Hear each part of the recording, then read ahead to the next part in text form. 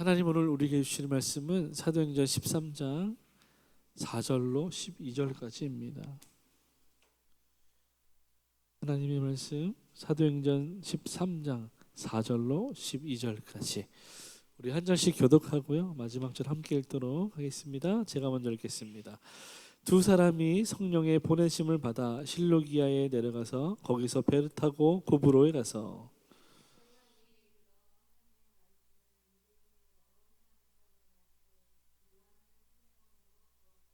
온 섬 가운데로 지나서 바보에 이르러 바 예수라 하는 유대인 거짓 선지자인 마술사를 만나니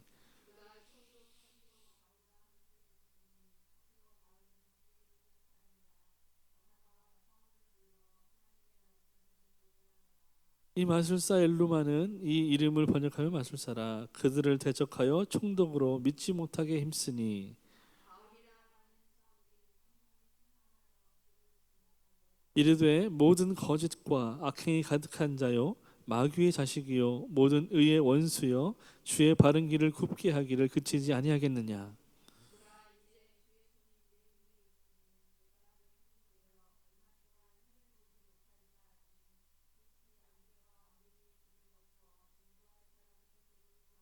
함께 읽습니다. 이에 총독이 그렇게 된 것을 보고 믿으며 주의 가르치심을 놀랍게 여기니라. 아멘.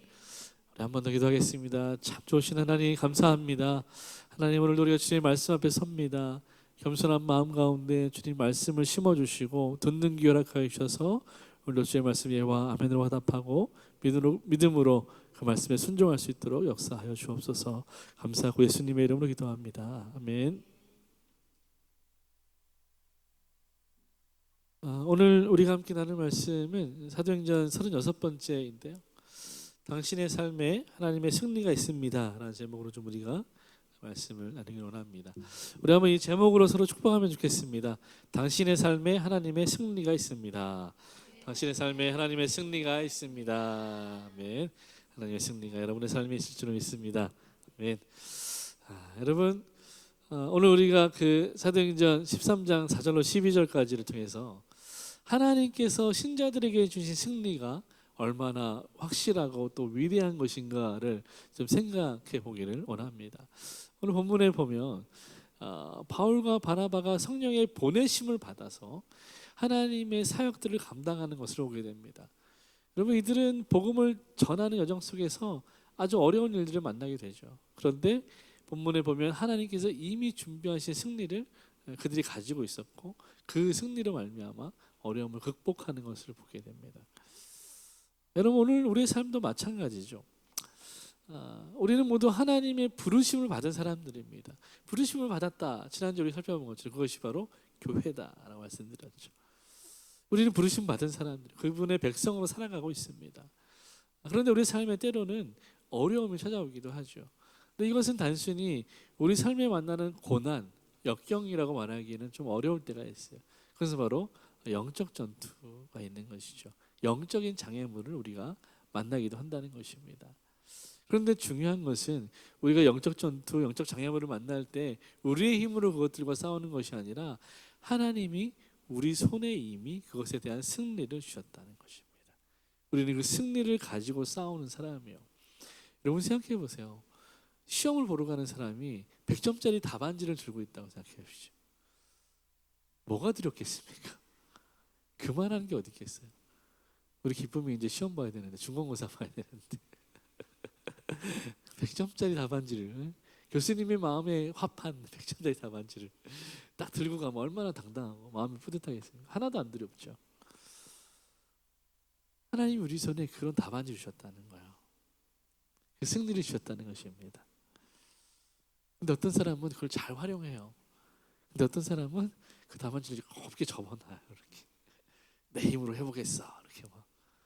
그럼 뭐가 지혜로운 걸까요? 오늘 말씀 보면서 하나님의 지혜를 깨닫게 되기를 축원합니다. 아멘. 하나님의 부르심에 응답하는 신자의 삶이 어떤 것인가 우리 한번 생각해 보겠습니다. 4절 5절 같이 한번 읽겠습니다. 두 사람이 성령의 보내심을 받아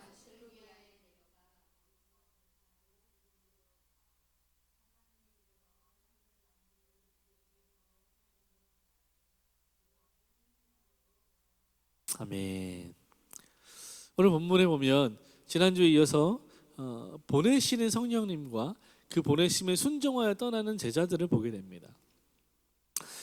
지도에 간략하게 나와 있지만 여러분 안디옥에서 구브로를 배를 타고 가요.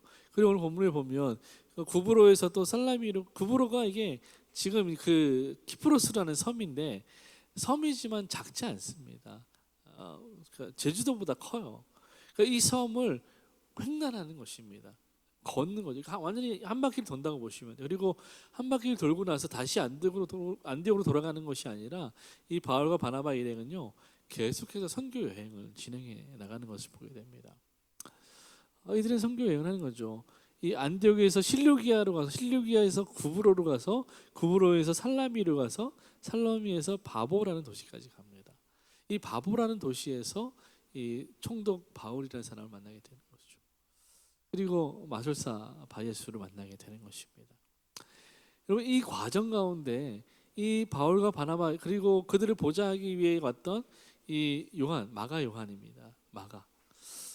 이 세 사람은 끊임없이 걸었고 배를 탔고 또 전도했다는 것이죠. 보내시는 성령님과 순종하는 제자들이라는 이 짧은 문장 가운데 굉장히 많은 일들이 일어난다는 것입니다. 여러분 그 당시에 2000년 전에 교통도 발달하지 않고 문화도 발달하지 않았던 그 시대에 그 어려운 형편 가운데서 이들이 배를 타고 육로를 걸어서 섬과 육지를 왕래하면서 복음을 전했다는 것이 굉장히 어려운 일입니다. 그 고난과 그 힘듦과 그 눈물이 그 땀이 이 행간에 담겨져 있는 것입니다. 여러분 우리는 이것을 볼 줄 알아야 하는 것입니다. 바울과 바나바는 성령의 보내심을 받았습니다. 그리고 그들은 순종했습니다. 여러분 이처럼 우리도 하나님께서 우리를 우리의 삶 가운데로 보내십니다. 우리가 가야 할 자리로 보내시는 거예요. 그리고 우리는 그곳에 순종해서 하나님이 보내심의 자리로 나아가는 것입니다. 여러분 우리가 생각할 때 우리가 자의로 생각해서 우리가 어떤 계획해서 어떤 그 스케줄 가운데 우리 플랜 가운데 직장을 정하고 학교를 정하고 어떤 하루의 삶을 정하는 것 같지만 사실은 그 이면에서 하나님께서 우리에게 말씀하시고 인도하셔서 하나님의 인도하심 가운데 우리가 이런 일들을 진행해 나가고 있다는 것을 고백할 수 있어야 하는 것입니다. 그래서 여러분이 매일매일 살아가는 그 삶 가운데 하나님이 동행하고 계신다는 것이죠. 그리고 하나님이 여러분의 삶을 인도하고 계신다는 것입니다. 이 말은 무슨 말이냐면 여러분의 가정과 직장과 여러분의 사회생활 모든 형편이 다 하나님의 인도하심 안에 있다는 것입니다. 하나님의 주권 안에 있다는 것이죠. 그러니까 하나님께서 우리를 각자의 자리로 부르셨고 그 각자의 자리에서 감당해야 될 사명자로 부르셨다는 것입니다. 하나님 우리에게 사명을 주셨다는 거예요. 여러분의 사명은 무엇입니까? 여러분 이미 사명을 깨달으신 분도 있고 깨달아가는 분들도 있으실 텐데 여러분 어떤 사명을 깨달으셨습니까? 하나님이 여러분들에게 어떤 사명을 주셨나요? 바울과 바나바처럼 우리도 성령의 인도하심에 순종할 때 그분의 사역에 동참하게 됩니다. 여기서 중요한 건 뭐냐면 이 모든 여정이 성령이 주도적으로 역사하신다는 것입니다. 성령께서 주도적으로 역사하신다. 여러분 이 말이 중요합니다. 내가 주도하는 것이 아닙니다. 누가 주도하신다고요? 성령께서 주도해 나가신다는 것입니다. 성령이 우리 삶을 주도해 나가시는 거예요. 그리고 우리는 주도하는 사람이 있으면 우리는 어떤 사람입니까? 따라가는 사람이죠. 여러분 따라간다는 말을 성경의 원어로 하면 무엇입니까? 순종한다는 것입니다. 그래서 여러분 성경에서는 리더십이 중요하지 않고 성경에서는 팔로우십이 훨씬 더 중요합니다. 팔로우십이 훨씬 더 중요해요. 왜요? 그것이 우리의 역할이기 때문에 그렇습니다. 리더십은 하나님께 있습니다. 성령께 있어요. 성령이 우리를 인도하십니다. 우리가 굳이 리더십을 발휘할 필요가 없어요. 우리에게 필요한 것은 팔로우십이 따라가는 것입니다. 순종하는 것입니다. 우리가 순종할 때 하나님의 그 역사에 우리가 동참하게 되는 것입니다. 여러분 하나님께서 우리를 부르셨어요. 그리고 인도하십니다. 그리고 마지막으로 무엇 하십니까? 그 인도하심에 필요한 모든 것들을 공급해 주신다는 것입니다. 오늘 본문에 의하면 하나님은 이미 그것들을 공급하셨어요. 여러분 군대 안 가보셔서 잘 모르시겠지만 군대 가면 그 한 사람이 군사로서 필요한 모든 것들을 다 공급해 줍니다.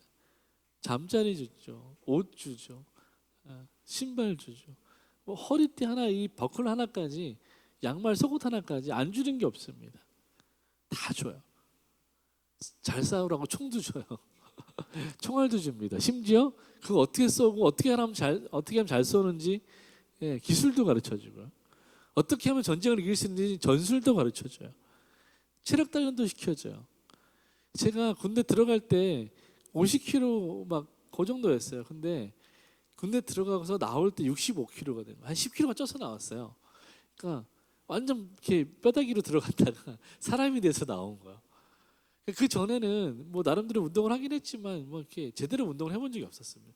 근데 군대 가면 매일 아침 하기 싫어도 구보를 해야 되고 팔굽혀펴기를 해야 되고 체력장을 해야 되고 시기 때만 되면 이제 검정을 해서 이렇게 측정을 해요. 전투력 측정을 합니다. 훈련은 또 얼마나 힘든지 몰라요. 그러니까 몸을 안 굴릴 수가 없죠. 그러니까 많이 먹죠. 매일 우유 마시죠. 운동하죠. 몸이 튼튼해질 수밖에 없는 거예요. 그럼 하나님이 이와 같이 우리에게 공급하신다는 거예요. 아니 이미 공급하셨다는 거죠.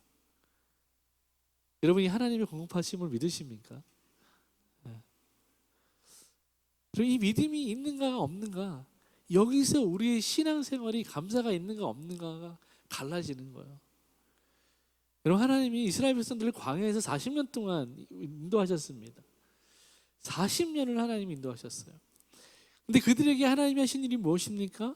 낮에는 구름 기둥으로 밤에는 불 기둥으로 그들을 지키시고 보호하셨어요. 구름이 이동하면 그들이 이동했습니다. 그리고 그들이 배고파할 때마다 만나와 메추라기를 주셨습니다.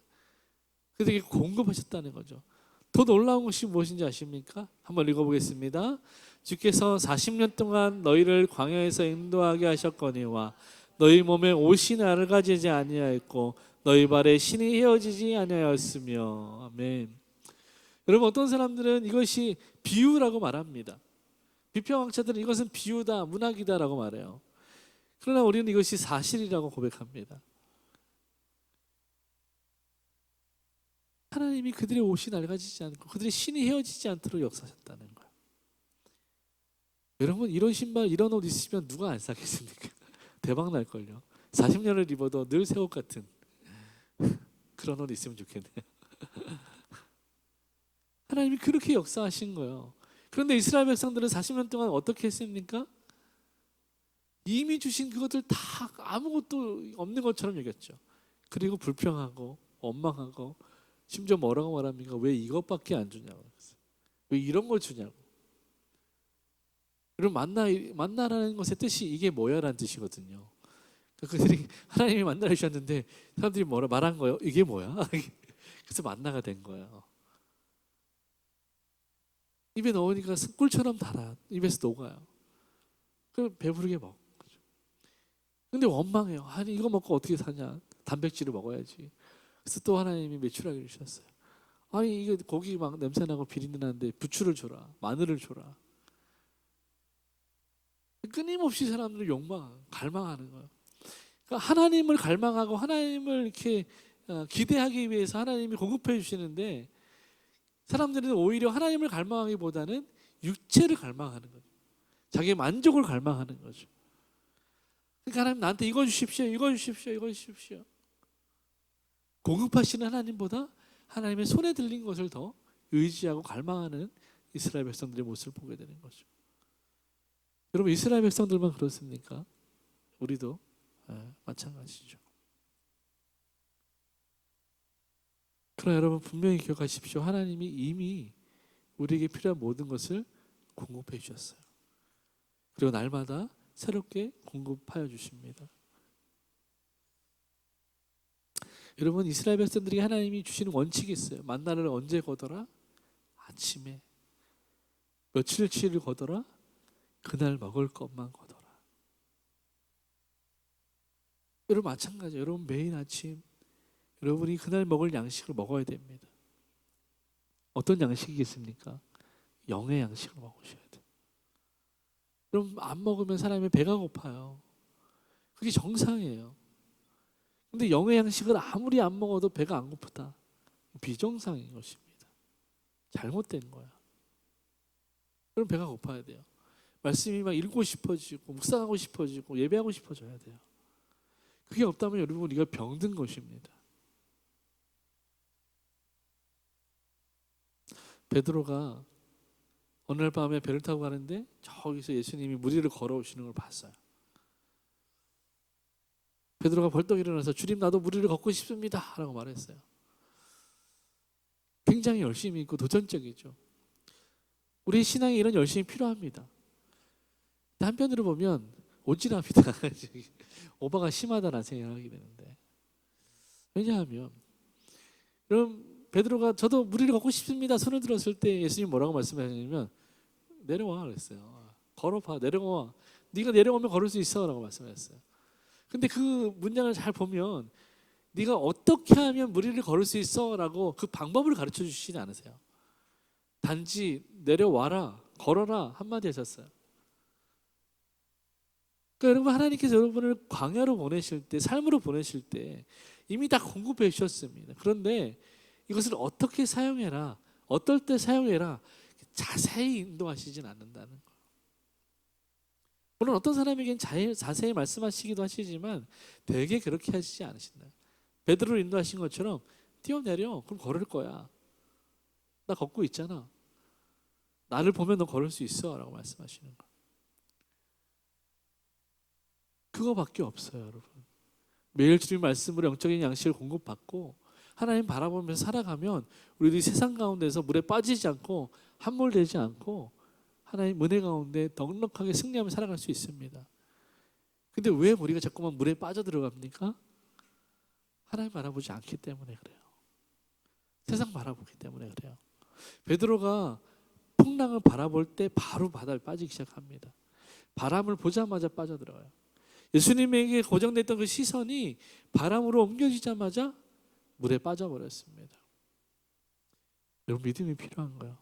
여러분의 시선을 하나님께 고정하셔야 돼요. 여러분의 시선을 여러분의 공급자이신 하나님께 고정하셔야 됩니다. 그래야 실패하지 않을 수 있어요. 그래야 믿음으로 살아갈 수 있습니다. 두 번째, 그러면 우리 삶에 만나는 영적인 전투, 영적인 문제, 그리고 하나님은 어떻게 우리 삶 가운데 능력으로 역사하시는가 좀 생각해 보기를 원하는데요. 6절부터 11절까지 우리 한번 천천히 다시 읽어보겠습니다. 온 섬 가운데로 지나서 바보에 이르러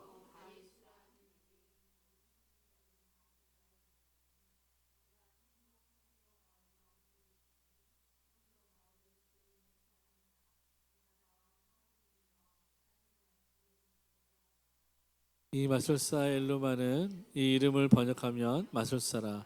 그들을 대적하여 총독으로 믿지 못하게 힘쓰니 바울이라고 하는 사울이 성령이 충만하여 그를 주목하고 이르되 모든 거짓과 악행이 가득한 자여 마귀의 자식이요 모든 의의 원수여 주의 바른 길을 굽게 하기를 그치지 아니하겠느냐. 보라 이제 주의 손이 내 위에 있으니 내가 맹인이 되어 얼마 동안 해를 보지 못하리라 하니 즉시 안개와 어둠이 그를 덮어 인도할 사람을 두루 구하는지라. 아멘. 그럼 바울과 바나바가 성령의 보내심을 받아 선교의 여행을 떠났습니다. 많은 열매들이 있었어요. 그런데 어느 날 그들이 마술사 엘루마라는 사람을, 바예수라는 사람을 만나게 됩니다. 이 사람은 이 바울의 표현에 의하면 마귀의 자식이었어요. 원수의 자식이었습니다. 복음을 방해하는 자였다는 것입니다. 그가 총독 서기오 바울이 진리를 깨닫지 못하도록 대적하고 방해하는 역할을 하고 있었다는 것입니다. 이 바울과 바나바가 많은 영적인 열매를 맺었지만 그와 동시에 그것을 시기하고 미워하는 사단의 이 방해 공작에도 맞닥뜨리게 되었다는 것을 우리가 보아야 하는 것이죠. 여러분, 이 장면은 이 교회사 가운데 많이 이제 능력 대결이라는 이름으로 회자되는데요. 이게 뭐냐면 하나님의 능력이 실제적으로 이 세상 가운데 나타나는 것을 말합니다. 어떤 사람, 어떤 지역은 아주 어떤 그 우상과 어떤 악한 영의 지배를 받고 있는 거죠.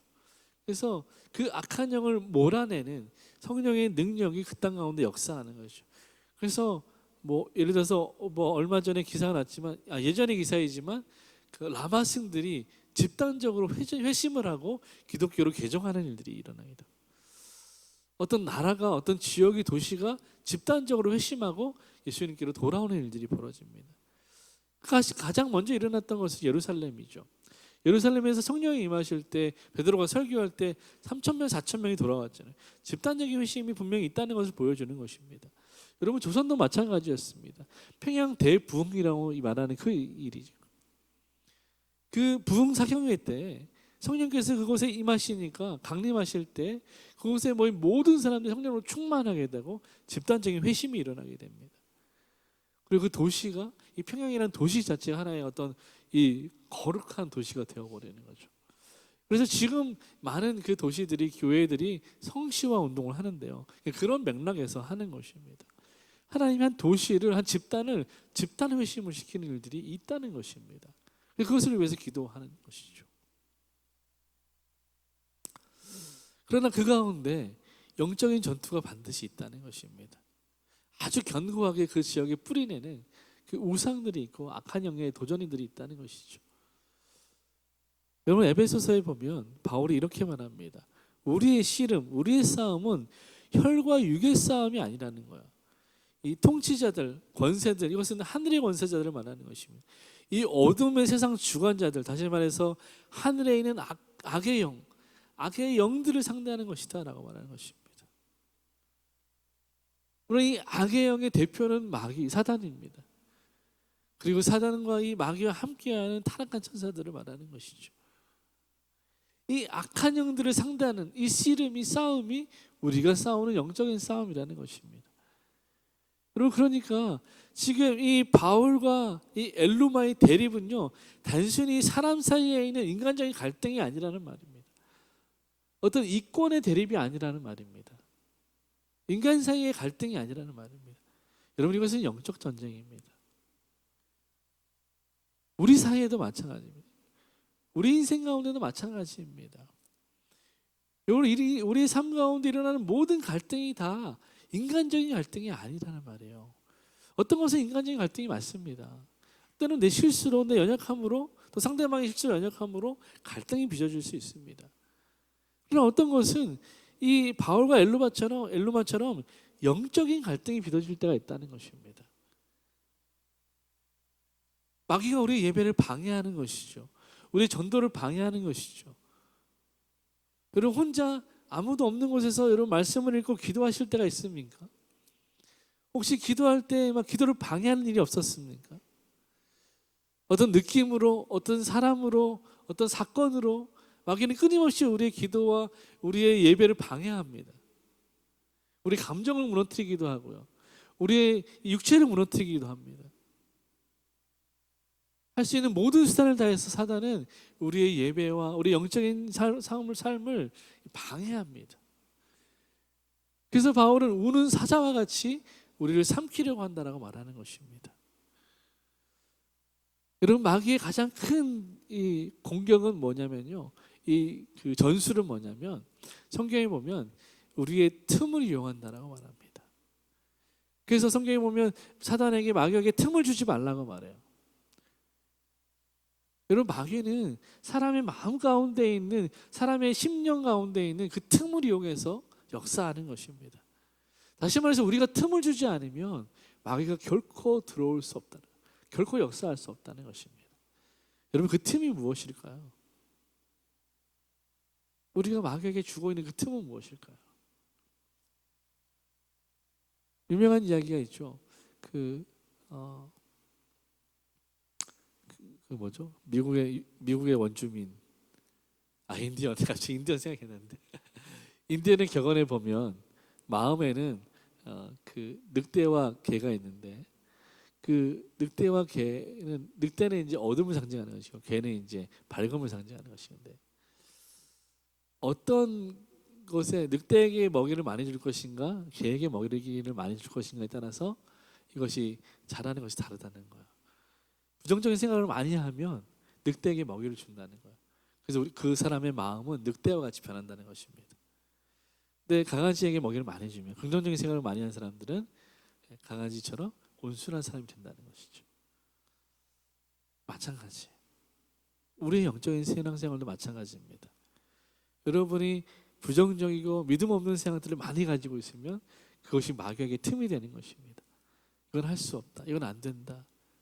이런 생각들. 나 이러니까 할 수 없어. 나 이러니까 좀 그래도 괜찮아. 이런 생각들. 그것들이 마귀에게 틈을 주는 것입니다. 그래서 마귀는 그 틈을 비집고 들어오는 것입니다. 여러분, 마귀가 가룟 유다의 마음에 어떻게 역사했습니까? 유다가 예수님을 팔 마음을 가졌을 때, 예수님을 배반할 마음을 가졌을 때 그 틈을 파고 들어왔습니다.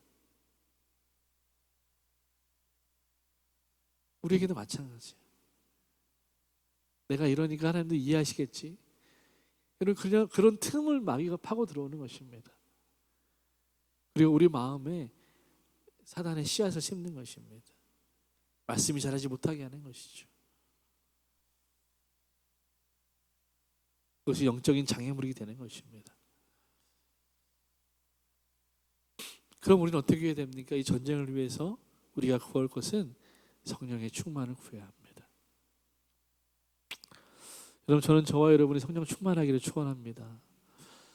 여러분, 성령 충만을 구하셔야 돼요. 여러분, 그 책 다 읽어오셨죠? 이번 챕터의 주제가 뭡니까? 하나님은 땡땡이잖아요. 하나님 어떤 분이라고요? 하나님은 영이시고 또 전능하시고 전지하시고 사랑하시고, 그렇죠. 하나님 전능하신 분이에요. 전능하시고 전지하신 그 모든 것을 아시는 분이, 그 사랑하시는 분이 우리의 약함을 모르실까요? 우리에게 그 영적 전쟁을 이길 힘을 주시지 않으실까요? 아니죠. 하나님 이미 우리에게 주셨다니까요. 그리고 매일 우리에게 주신다니까요. 하나님 우리에게 성령 충만을 주시려고 아침마다 문 앞에서 기다리시는 거예요. 근데 우리는 어때요? 마치 아침에 자기만 세상 바쁜 것처럼 뛰쳐나가는 중학생처럼 아, 바쁜데 왜 이래? 이렇게 하면서 이렇게 김밥을 들고 있는 엄마의 손을 뿌리치는 우리 김기쁨처럼 미안해. 이렇게 뿌리치고 나가는 거죠. 아, 바쁜데 왜 이래? 하나님의 손을 뿌리치고 나가는 거예요. 그게 우리 모습이에요. 여러분, 회개해야 됩니다. 우리가 구할 것은 성령 충만해요. 하나님 이미 우리에게 충만을 주시려고 기다리고 계세요. 기도하면, 구하면 하나님 주십니다. 우리가 구하지 않는 것이죠. 우리가 구하지 않는 거예요. 여러분, 부모와 자녀가 싸우면 누가 문 닫고 들어갑니까? 부모는 문을 안 닫아요. 내 집이니까. 대개 자녀가 문 닫고 들어갑니다. 여러분, 하나님 앞에 자꾸 문 닫지 마세요. 문 열고 구하십시오. 하나님, 내가 이 어려움을 이길 수 있게 도와주십시오. 성령 충만해 주십시오. 하나님, 내가 이 문제를 꼭 해결하고 싶습니다. 내가 이기고 싶습니다. 내 힘으로 안 됩니다. 여러분, 구하셔야 됩니다. 하나님이 승리를 주십니다. 이미 주셨습니다. 그래서 성령을 충만해 주실 줄을 믿습니다. 여러분, 그러면 성령 충만하다는 건 무슨 뜻일까요? 사실 충만이라는 말은 한자인데 우리말로 표현하기 되게 어렵습니다. 여러분, 충만하면 떠오르는 이미지가 있습니까? 뭐가 충만이죠? 꽉 찬, 찰랑찰랑. 다른 말로 우리가 고급진 용어로 뭐라고 말합니까? 만땅이라고 말하죠. 네, 휘발유 만땅이죠. 네. 가득 찬 거예요. 그러니까 이게 흘러 넘치는 것을 사실은 충만이라고 하거든요. 흘러 넘치는 거. 그래서 무엇으로 가득 차가지고 완전히 채워지는 거예요. 더 이상 아무것도 필요하지 않은 상태인 거죠. 그게 충만입니다. 그래서 이게 이 헬라어로 충만은 이것과 조금 다르긴 한데요. 이 이상 더 표현할 수 있는 말이 없어서 우리가 충만이라고 하는 것입니다. 그러니까 이 충만, 성경에서 말하는 헬라어의 충만은 그러니까 완전히 온 세계가 이것으로 가득 찼다는 것입니다. 마치 온 세계가 공기로 가득 찬 것처럼 이것도 가득하다는 것입니다. 하나님이 온 세계에 충만하시다라고 할 때 그 충만입니다. 그러니까 하나님이 안 계신 곳이 없다는 것이죠. 그러니까 우리가 책에서 읽었던 것처럼 하나님이 여기는 설마라고 하신 곳에서도 다 우리를 보고 계신다, 다 알고 계신다라는 것이죠. 그러니까 성령 충만하다는 것은 무슨 말입니까? 성령으로 가득 채워졌다는 것입니다. 그러니까 이게 쉽게 말해서 우리가 컵이고 컵은 우리가 가득 성령으로 채워졌다라고 생각할 수 있는데요. 사실은 그렇지 않고요. 우리가 이렇게 있으면 성령이 이렇게 충만하신데 우리를 거기다 담그는 거예요. 마치 우리가 풍덩 바다에 빠지는 것처럼 잠수하는 것처럼 우리가 성령의 충만하심 안에 훅 들어가는 것입니다. 잠기는 거예요. 이게 성령 충만입니다. 그러니까 머리부터 발끝까지 이게 성령의 기름 부으심이 묻지 않는 곳이 없어요. 그래서 구약 성경에 보면 이렇게 제사장이 선지자가 기름 부을 때 머리에 붓습니다. 그리고 어깨에 붓습니다. 옷술에 부어요. 그래서 이 기름이 쭉 떨어져서 온 몸에 발라지게 부었습니다. 그게 기름 부으심, 성령의 기름 부으심이고요. 그게 성령의 충만입니다. 이 성령이 충만하게 되면 어떻게 되는가? 성령의 능력으로 온전히 우리가 지배되고 성령의 인도하심을 받게 된다는 것입니다. 그러니까 내가 하고 싶은 대로 뭔가 하는 것이 아니라 성령이 이끄시는 대로 그 인도하심에 우리가 다스림을 받는 것이죠. 지배받는 것이죠. 이게 성령 충만입니다.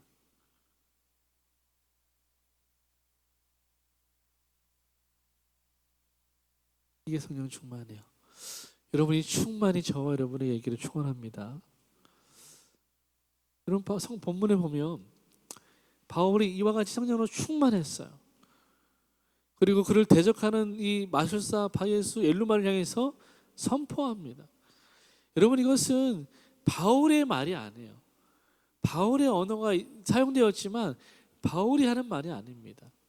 그가 성령에 충만했기 때문에 성령께서 그 입술을 사용하셔서 말씀하시는 겁니다. 바울이 엘루마 처음 봤는데 어떤 사람인지 어떻게 알겠어요? 그냥 마술사건이 했겠죠. 여러분 동방박사들도 마술사였어요. 마고이였습니다. 이 사람도 마고이예요. 마술사입니다. 왕 옆에서 신하로서 연금술사였다는 것입니다. 마고이라고 해서 다 타락한 사람이 아니에요. 바울이 이 사람을 처음 봤는데 어떻게 알겠어요? 근데 성령이 바울의 눈을 열어주신 것입니다. 이 사람의 본질을 보게 하신 거예요. 그 사람의 내면을 보게 하신 거죠. 그래서 그 통찰력을 가지고 선포하는 것입니다. 악한 자, 복음을 방해하는 자, 의를 대적하는 자, 네 눈이 멀 것이다. 성령이 말씀하시는 것입니다. 바울을 통해서. 여러분 우리가 성령 충만할 때 하나님이 저 여러분을 통해서 이렇게 역사하실 줄을 믿습니다.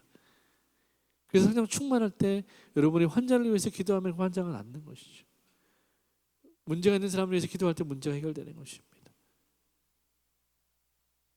그래서 날마다 우리는 이 성령 충만함으로 준비되어져 있어야 하는 것입니다. 사랑하는 여러분, 우리에게도 이러한 싸움이 있습니다.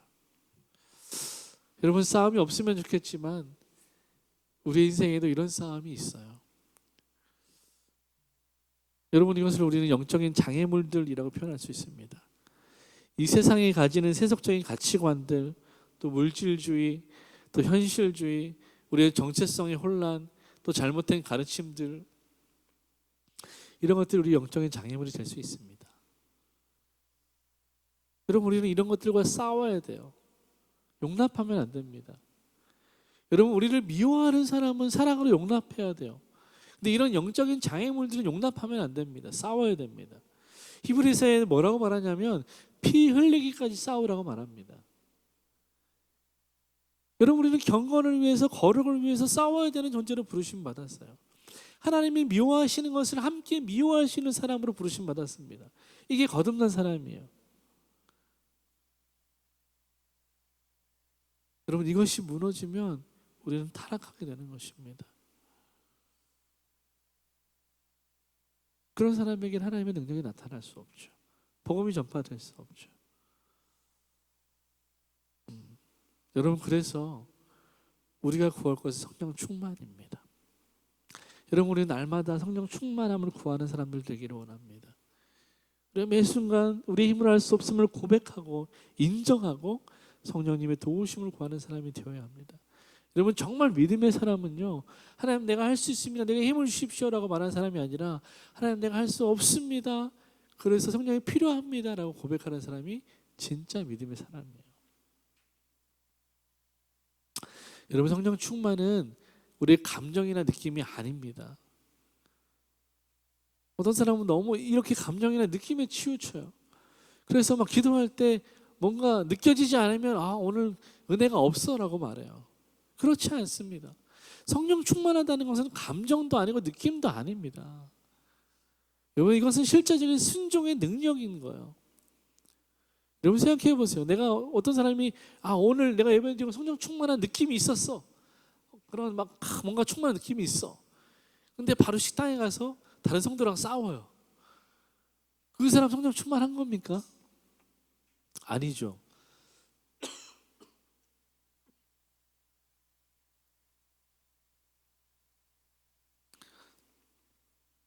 하영주 목사님 살아계실 때 늘 그렇게 설교하셨어요. 여러분, 성령 충만을 받으십시오라고 말한 다음에 성령 충만한지 안 한지는 저 밖에 주차장 가보면 안다고. 그리고 오늘 교회 바로 나가면 그 버스 주차장이 있거든요. 버스 정류장이 있거든요.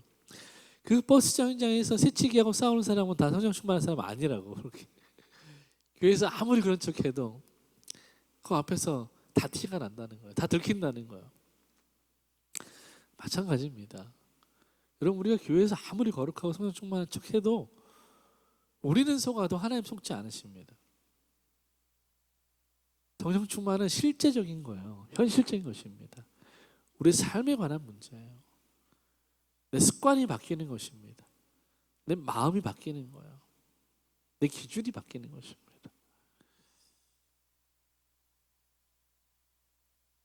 그래서 날마다 이 실제적인 성령의 충만을 우리가 하나님께 구하고 기도해야 되는 것입니다. 어떻게 구할 수 있습니까? 다른 방법이 없어요. 말씀과 기도 외에는 없습니다. 막 무슨 어벤져스처럼 막 우리 변신해가지고 이렇게 막 충만 이렇게 그런 거 안 됩니다, 여러분. 다른 방법이 없어요. 말씀과 기도 외에는 없습니다. 예수님이 왜 그렇게 기도를 강조하셨는지 우리는 깨달아야 돼요. 말씀과 기도 외에는 우리가 신자로서 신자답게 살아갈 수 있는 방법은 없습니다. 이거밖에 없어요. 그러니까 예수님도 그 어린아이의 병을 고치지 못하는 제자들을 향해서 기도 외에는 이런 경우가 나을 수 없다라고 말씀하셨잖아요. 그리고 그 전에 무슨 말씀을 하셨냐면 할 수 있거든이 무슨 말이냐? 믿는 자에게 능치 못함이 없다라고 말씀하셨어요. 근데 제자들은 믿었는데도 안 된다는 거예요. 왜 안 됩니까? 그들이 말씀과 기도가 없었기 때문이라는 거예요. 혹 기도했지만 그들이 믿음으로 기도하지 않았다는 거죠. 날마다 하나님이 이미 우리 손에 승리를 들려주셨다는 그 믿음을 가지고 기도하셔야 돼요. 그리고 그 결과는 하나님께 맡기는 것입니다. 내가 기도했는데 안 나오면 어떡해. 안 낫는 게 정상입니다. 왜요? 우리에게 능력이 없으니까. 어떤 분이 그렇게 얘기하시는 거예요. 목사님들이 축도할 때 손을 높이 들고 막 이제는 이렇게 말씀하시는 주여다 이렇게 말씀하시는 분들이 있어요. 그거 그렇게 하지 말라는 거야. 여러분, 그렇게 하면 성도들이 보기에는 막 우리 목사님 거룩해 보인다라고 할 수 있지만 그 내면에 내 능력, 내가 뭔가 축도했기 때문에 저들이 잘 될 거야 라는 이런 이 교만함이 들어있다는 것입니다. 목사의 축도에는 아무런 능력이 없습니다. 목사의 안수에는 아무런 능력이 없어요. 그 능력은 어디서 나옵니까? 하나님께로 나오는 것입니다. 하나님이 통하여 역사하시는 것입니다. 그래서 오래 손들고 있지 말라는 거예요. 마치 무슨 손에서 장풍 나가는 것처럼. 여러분, 제가 몇 번 말씀드렸지만 저는 처음에 신학교를 처음에 순복음 신학교로 들어갔습니다.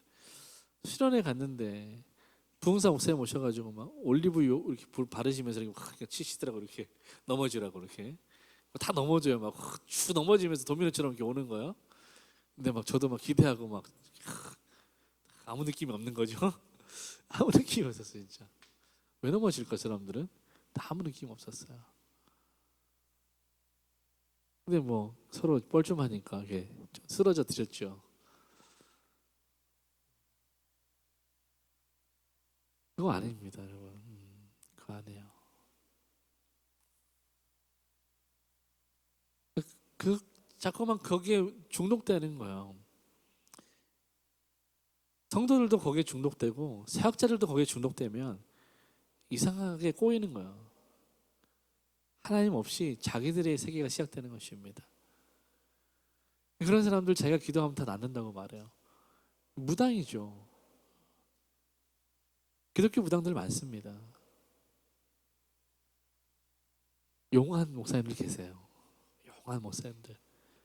물론 진짜 하나님 은사 주셔서 치유도 되고 뭐 예언도 하시고 그런 분들 계십니다. 그 자체를 우리가 부정할 수 없어요. 하나님 역사하시니까. 저도 경험이 있습니다. 제가 기도했을 때 병이 나았고요. 예언도 해서 방언 통역도 했었습니다. 근데 지금 왜 못합니까? 하나님 지금 저한테 안 주세요. 그 무슨 말입니까? 지금 우리에게 그것이 필요하지 않다는 것입니다. 하나님 필요하면 주십니다. 여러분도 마찬가지예요. 이건 사역자에게만 주시는 은혜가 아닙니다. 예수님이 70인의 전도대를 보내셨잖아요. 그들이 어떤 일을 했습니까? 귀신을 쫓아냈어요. 사도들이 아닙니다. 그냥 성도들이요. 귀신을 쫓아냈어요. 병을 고쳤어요. 여러분도 그렇게 할 수 있다는 것입니다. 기도하셔야 돼요. 필요하면 하나님이 여러분 통해서 그렇게 일하시는 거예요. 뭐가 필요합니까? 여러분에게 말씀과 기도로 성령 충만함으로 준비되어 있어야 돼요. 믿음이 있어야 됩니다. 그래야 그 역사가 일어났을 때 당황하지 않을 수 있어요. 내가 그냥 기도했는데 막 진짜 병이 나았고 귀신이 떠나가고 문제가 해결됐어요. 자기도 깜짝 놀라가지고. 그럼 안 된다. 준비되어 있어야 돼요. 준비되어 있어야 됩니다. 마지막 세 번째. 준비된 자에게 하나님의 승리를 주신다는 거예요. 12절 같이 한번 읽겠습니다. 이에 총독이 그렇게 된 것을 보고 믿으며 주의 가르치심을 놀랍게 여기니라. 아멘.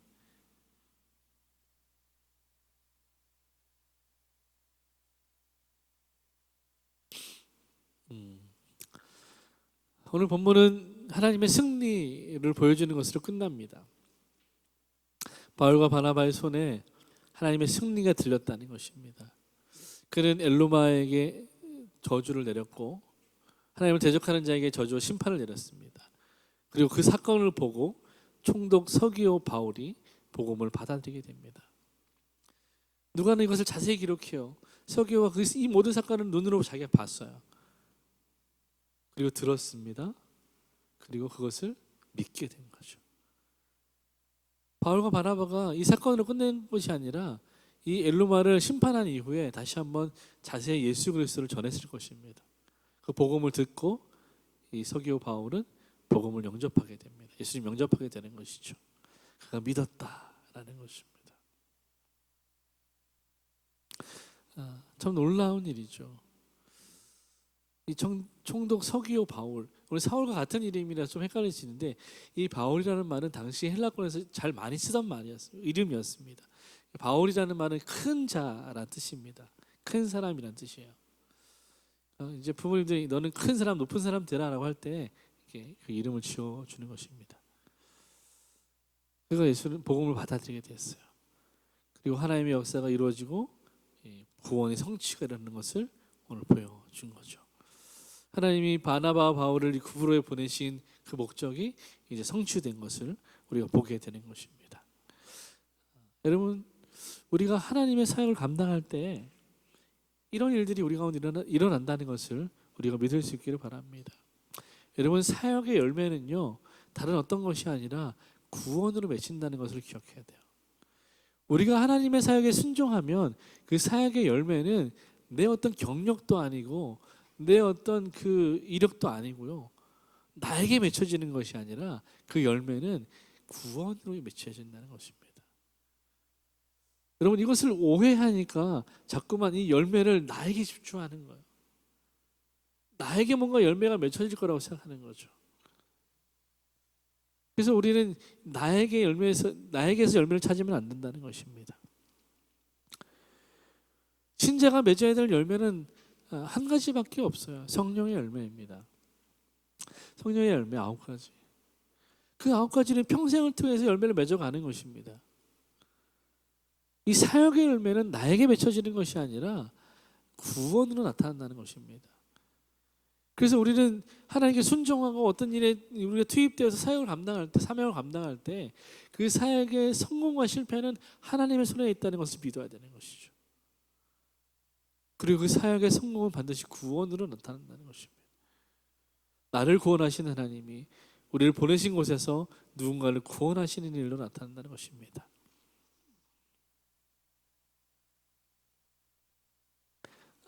그런데 문제는 무엇입니까?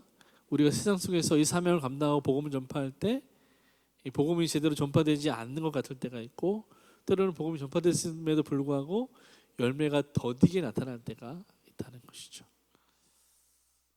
왜 그럴까요?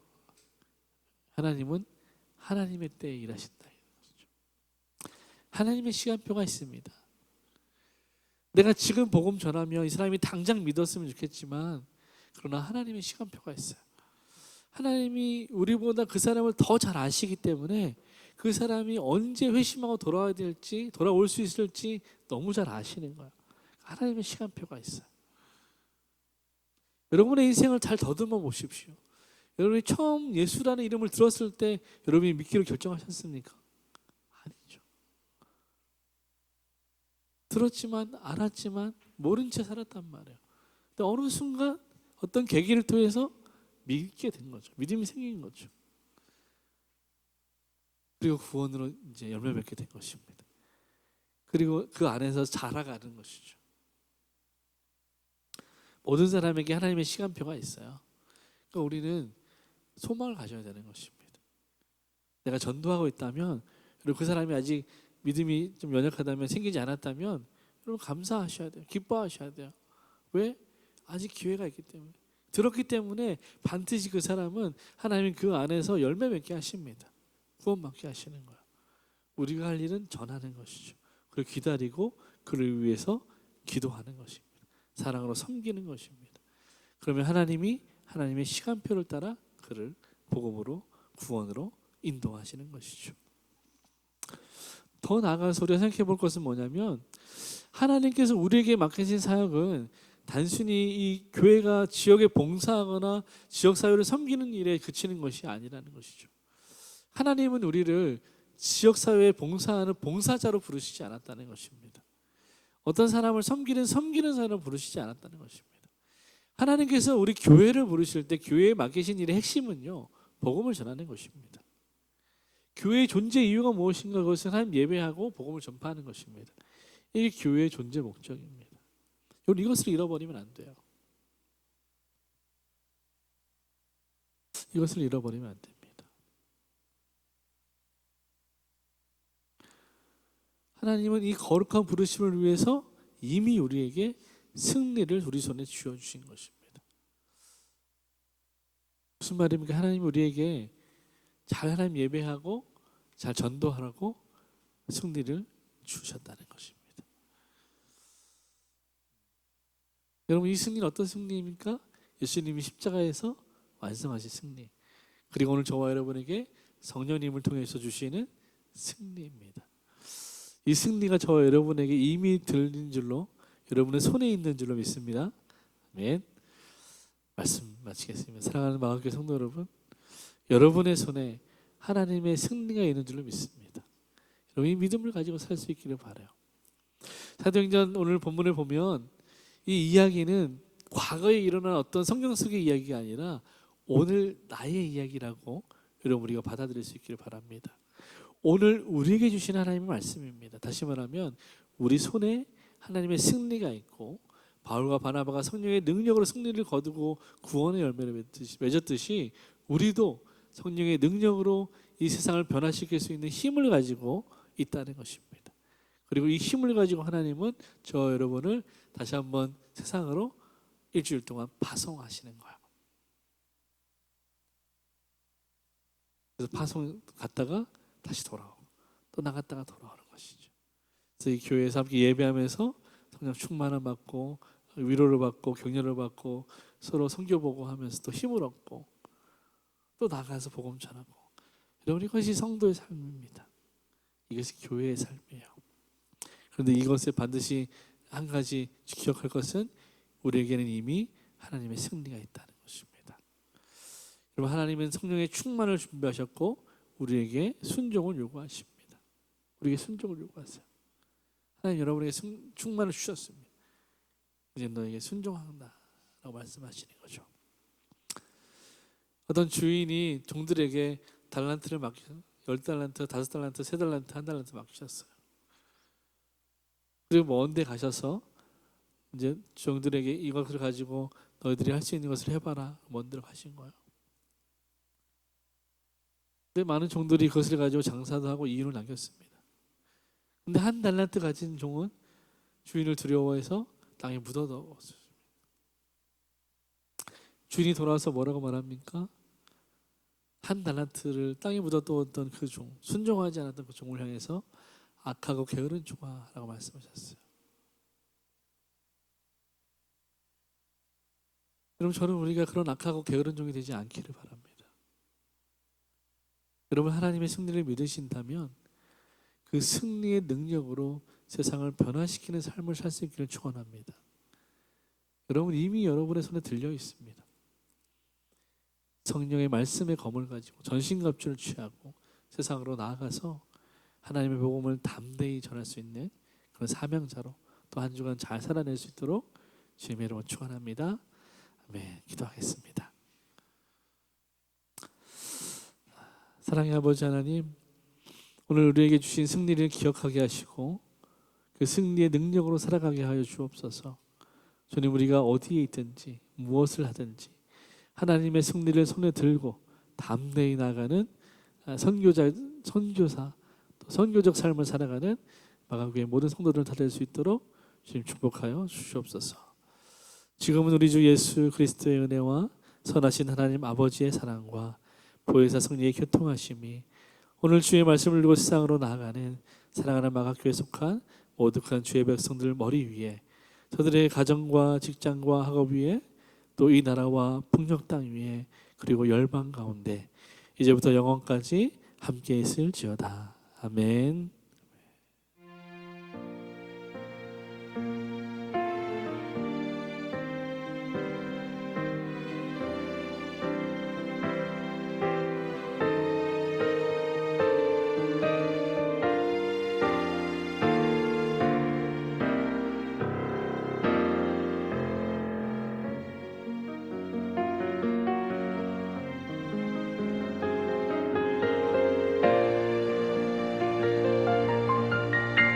네, 우리 하나님께 감사의 박수 한번 드리겠습니다. 할렐루야, 감사합니다.